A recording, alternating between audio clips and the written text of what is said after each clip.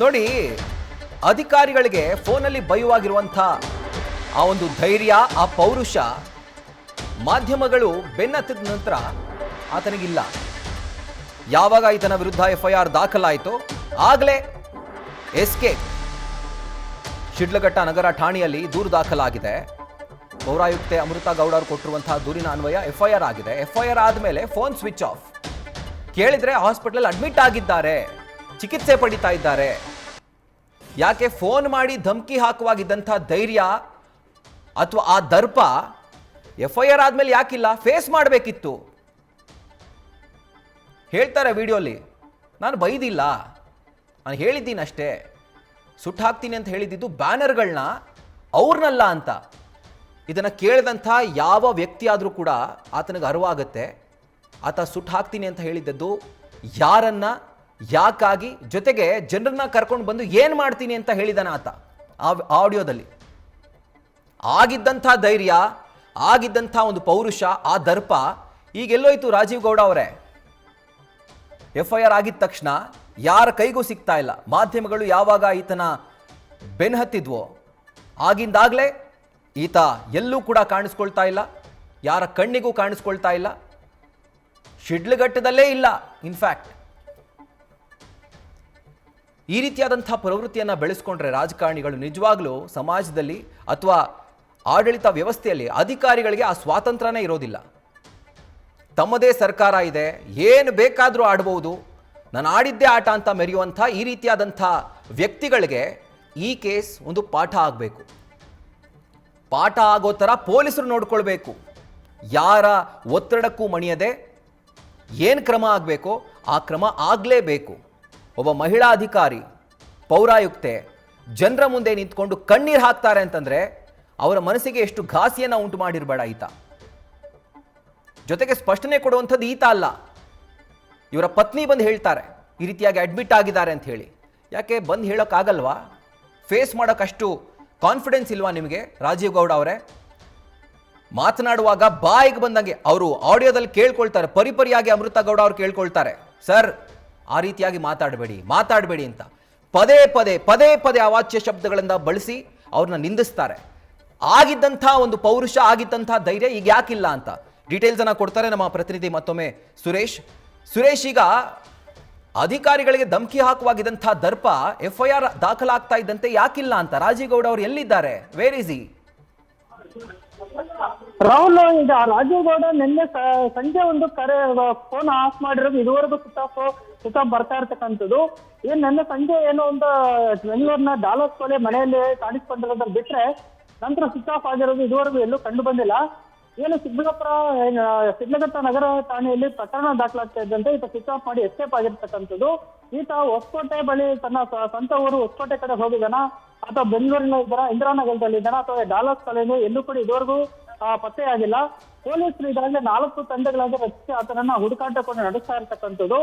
ಇದು ನಿಜವಾಗ್ಲೂ ಆತನ ಹುಡುಕಾಟ ನಡೆಸ್ತಾ ಇದಾರಾ ಅಥವಾ ಬೇರೆ ಪೊಲೀಸರು ಏನೋ ಹೈಡ್ರಾಮಾ ಮಾಡ್ತಿದಾರಾ ಅನ್ನೋದು ಒಂದು ಅನುಮಾನ ಮೂಡ್ತಾ ಇರ್ತಕ್ಕಂಥದ್ದು. ಯಾಕಂದ್ರೆ DK ಶಿವಕುಮಾರ್ ಆಪ್ತ ವಲಯದಲ್ಲಿ ಕಾಣಿಸ್ತಿರ್ತಕ್ಕಂಥ ರಾಜೀವ್ ಗೌಡ ಈಗ ಸರ್ಕಾರದಲ್ಲಿ ಒಂದು ರೀತಿಯಲ್ಲಿ ಒತ್ತಡ ತಂದು ಈತನನ್ನ ಪಾರು ಮಾಡೋದಕ್ಕೆ ಏನಾದ್ರು ಪ್ರಯತ್ನ ಮಾಡ್ತಿದ್ರ ಅನ್ನೋದು ಒಂದು ಮೊದಲನೇದಾಗಿ ಅನುಮಾನ ಬರ್ತಾ ಇರ್ತಕ್ಕಂಥದ್ದು.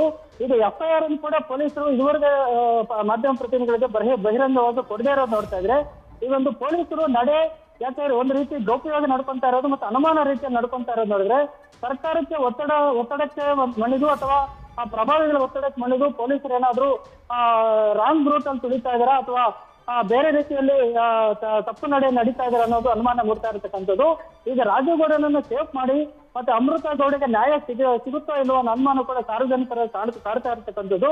ಅದೇ ರೀತಿಯಲ್ಲಿ ಏನಂತಂದ್ರೆ ಈಗ FIR ಪ್ರತಿಯನ್ನು SP ಅವರು ಕೇಳಿದಾಗ ಅದಕ್ಕೆ ನಾವು ಕೊಡೋದಿಲ್ಲ ಅನ್ನೋ ನೇರವಾಗಿ ಕೂಡ ಹೇಳ್ತಾ ಇರ್ತಕ್ಕಂಥ ನೋಡಿದ್ರೆ ಇವರು ಯಾಕೆ FIR ನಲ್ಲಿ ಏನ್ ಮೆನ್ಷನ್ ಮಾಡಿದ್ರೆ ಅನ್ನೋದು ಯಾಕೆ ಮುಚ್ಚಿಡ್ತಾ ಇದಾರೆ ಅನ್ನೋದು ಕೂಡ ಈಗ ಪೊಲೀಸರ ಮೇಲೆ ಒಂದು ಅನುಮಾನ ಕೂಡ ಮೂಡ್ತಾ ಇರ್ತಕ್ಕಂಥದ್ದು. Rahul. Right Suresh, thank you ಡೀಟೇಲ್ಸ್ಗೆ. ಇನ್ನು ಈ ರೀತಿಯಾಗಿ ವಾಚಾಮಗೋಚರವಾಗಿ ಬೈದಂಥ ಕೆಟ್ಟ ಕೊಳಕು ಪದಗಳನ್ನು ಉಪಯೋಗಿಸಿದಂಥ ರಾಜೀವ್ ಗೌಡ ಪಾಪ ಸೌಮ್ಯ ಸ್ವಭಾವದವರಂತೆ. ಅವರು ತುಂಬ ಸಾಫ್ಟ್ ನೇಚರ್, ಅವರು ಎಮೋಷನ್ ಆಗಬಾರ್ದು, ಅವರು ತುಂಬ ಸಾಫ್ಟ್ ನೇಚರ್, ಅವರು ಸೌಮ್ಯ ಸ್ವಭಾವದವರು ಅಂತ ಸಚಿವ KH ಮುನಿಯಪ್ಪನವರು ಹೇಳಿದ್ದಾರೆ. ಅಧಿಕಾರಿ ಜೊತೆ ಹಾಗೆ ಮಾತಾಡೋದು ಸರಿಯಲ್ಲ, ಇದು ಸರಿಯಲ್ಲ. ಏನೇ ಇದ್ರೂ ಕೂತ್ಕೊಂಡು ಮಾತಾಡಬೇಕು. ಎಲ್ಲಾದರೂ ಸಿಕ್ಕರೆ ನಾನು ಬುದ್ಧಿ ಹೇಳ್ತೀನಿ ಅಂತ ಪಾಪ 5ನೇ ಕ್ಲಾಸ್ ಮಗುಗೆ ನಾವು ಯಾವ ರೀತಿಯಾಗಿ ಹೇಳ್ತೀವೋ ಆ ರೀತಿಯಾಗಿ ಸಚಿವ KH ಮುನಿಯಪ್ಪ ಕೂಡ ಹೇಳಿದ್ದಾರೆ. ರಾಜೇಗೌಡರು ಸೌಮ್ಯ ಸ್ವಭಾವದವರು ನನ್ನ ಜೊತೆಯಲ್ಲಿ ಸುಮಾರು 10 ವರ್ಷ ಹತ್ತತ್ರ ಇದ್ದಾರೆ. ಇಂಥ ಎಮೋಷನ್ ಆಗಬಾರ್ದಾಗಿತ್ತು. ಒಬ್ಬ ರಾಜಕೀಯ ವ್ಯಕ್ತಿ ಶಾಂತಿಯಿಂದ ಇರಬೇಕು ಮತ್ತು ಅಧಿಕಾರಿಗಳನ್ನು ಆ ರೀತಿ ಮಾತಾಡಿದ್ದು ಸರಿ ಇಲ್ಲ ಅಂತ ನಾನು ಕೂಡ ಹೇಳ್ತೀನಿ. ಯಾಕಂದರೆ ಅದರಲ್ಲಿ ರಾಜಕೀಯದಲ್ಲಿರೋರು ಬಹಳ ಸೌಮ್ಯ ಸಮಾಧಾನ ಇರಬೇಕು.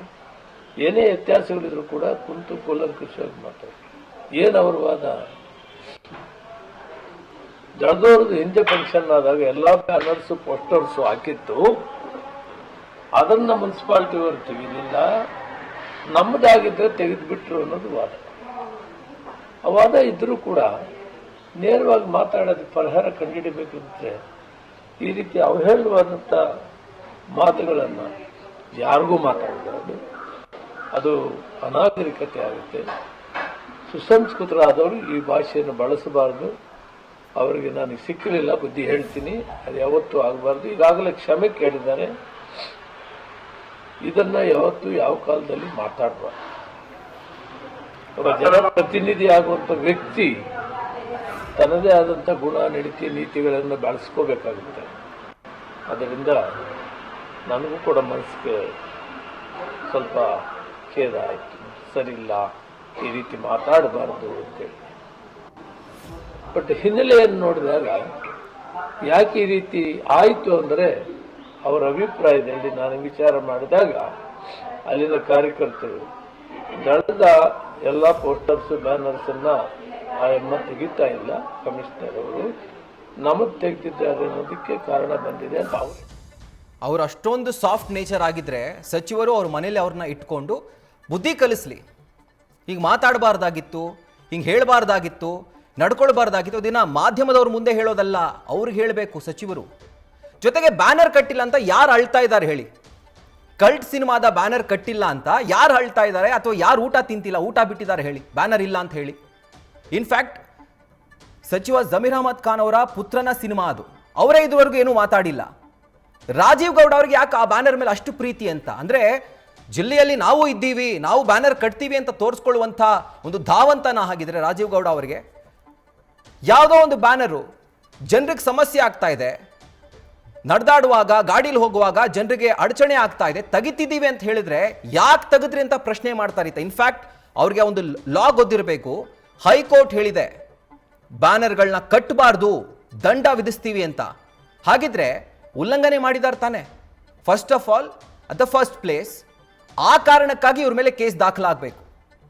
ಮತ್ತೊಂದು ಕಡೆಯಲ್ಲಿ ಅವರು ಅಷ್ಟೊಂದು ಸಾಫ್ಟ್ ನೇಚರ್ ಆಗಿದ್ರೆ ಕಾಂಗ್ರೆಸ್ ಪಕ್ಷದ ಮುಖಂಡರು, ನಾಯಕರು, ಸಚಿವರು ಯಾರೇ ಆಗಿರಲಿ ಅವ್ರನ್ನ ಕುಂಡಿಸ್ಕೊಂಡು ಅವ್ರ ಮನೆಯಲ್ಲಿ ಈ ರೀತಿಯಾಗಿ ಪಾಠ ಹೇಳ್ಕೊಳ್ಳಿ. ಮಾಧ್ಯಮದ ಮುಂದೆ ಬಂದು ನಮಗೆ ಪಾಠ ಮಾಡೋದಲ್ಲ, ಅಥವಾ ನಮ್ಮ ಮುಂದೆ ಬಂದು ಹೇಳೋದಲ್ಲ. ಅವರ ಸಾಫ್ಟ್ ನೇಚರ್ ನೋಡ್ತಾ ಇದ್ದೀವಲ್ಲ ಆಡಿಯೋದಲ್ಲಿ. ಅಷ್ಟೊಂದು ಸಾಫ್ಟ್ ಇರುವಂಥ ವ್ಯಕ್ತಿ ಅಷ್ಟು ಸಾಫ್ಟ್ ಆಗಿರುವಂಥ ಮಾತುಗಳನ್ನ ಆಡ್ಲಿಕ್ಕೆ ಸಾಧ್ಯನಾ?